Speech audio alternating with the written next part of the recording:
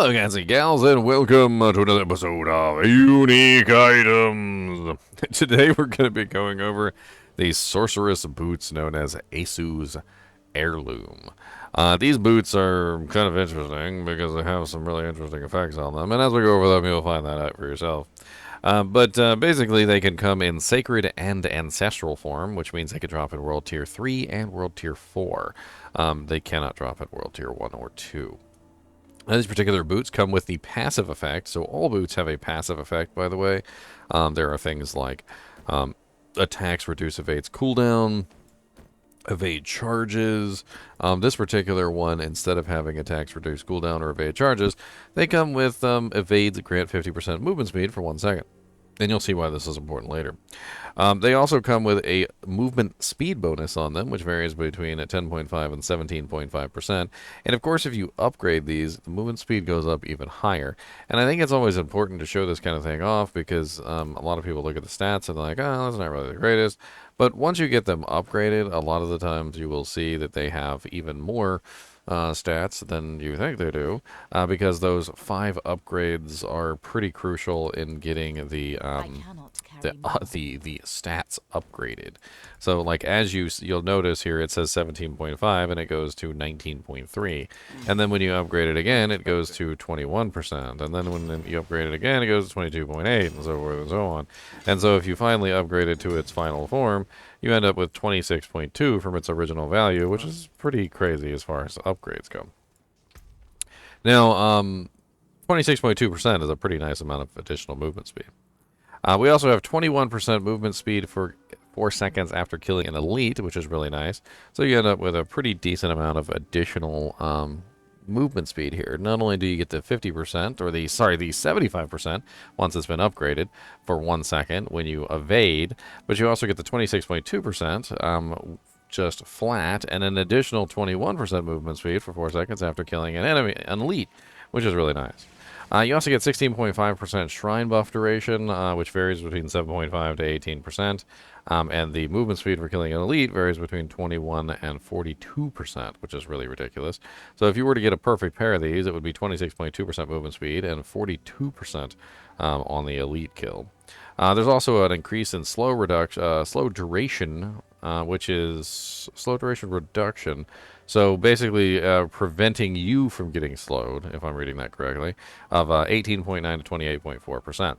Now, the real meat and potatoes of this ability is the special effect, and you'll notice that all of the effects on this are supposed to support this special effect, which is your critical strike chance is increased by 18%, which does vary between 15 to 25, of your movement speed bonus. Now, one thing you're going to notice immediately is this does not affect you when you're inside of town. So whether you have this on or not, it does not show anything while you're inside of town. Now, if you go outside of town, then you will see the movement speed bonus actually come to affect your abilities. So if I pull up my panel now that I'm approaching the edge of town, you'll notice that it's 29.3, and all of a sudden that 29.3 is now changed to 37.6. And when you kill elites or monsters or things like that that qualify as elites, you'll notice that the critical strike chance changes, and when you evade and things like that, you're also getting the bonuses as well, and of course it's just constantly fluctuating. But the critical strike chance is going up based on your available movement speed, but only when you're outside of town, not inside of town. Well, I don't know why there's a distinction there. You can of course get movement speed on your amulet as well. So as I exit town here, you'll notice that if I take off my amulet, the critical strike chance has now gone down. Anything that affects my movement speed is going to give me a change here. Obviously, there's no crit on my actual amulet. Now, this kind of thing is actually pretty sweet, because if you do set your character up correctly, you can potentially get some really nice crit out of this. In fact, if I get a 25%er, which is what you would want with this, you would want a 25%, and you would definitely want one with maximum base movement speed. I'm not really too entirely concerned about the evade grant 75% movement speed for 1 second, because it is only 1 second, which is a lot less useful than you would think. But the 42% movement speed after killing an elite for 4 seconds is pretty amazing, because that's going to give you a pretty nice bump in your crit chance as well. And I mean, as you can see, my crit chance goes up by quite a bit, from 29.3 to 37.6, which is roughly about 7%, just for simply putting the boots on. And in the process, I gain lots of movement speed, which is always nice, being able to run away or run around quicker.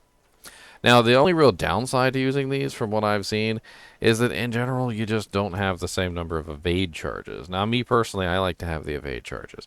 So if you get a nice pair of boots, and this is not a nice pair of boots, that has evade charges, you can get up to +3 evade charges, which basically means you'll have 4 total evades for any period of time.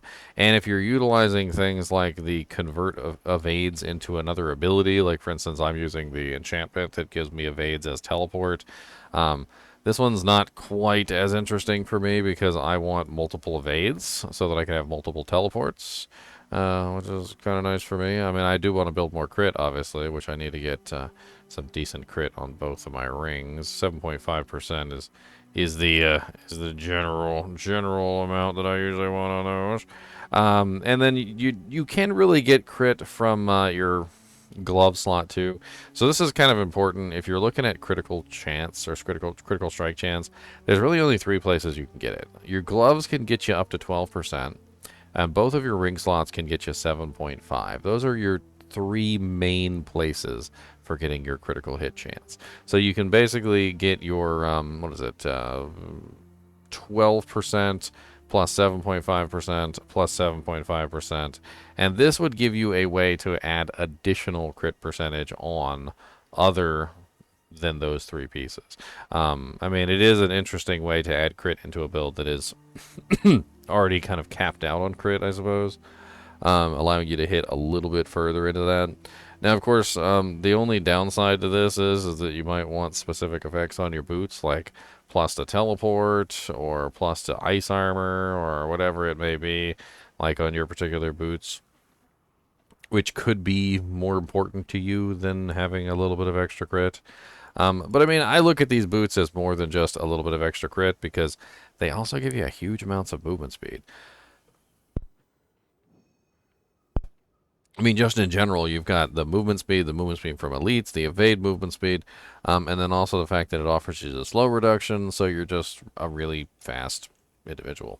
Could have some interesting connotations in PvP as well, because it's going to allow you to move really quickly and get out of combat. It also reduces the slow duration, which means that you're less likely to be stuck in a never-ending slow loop.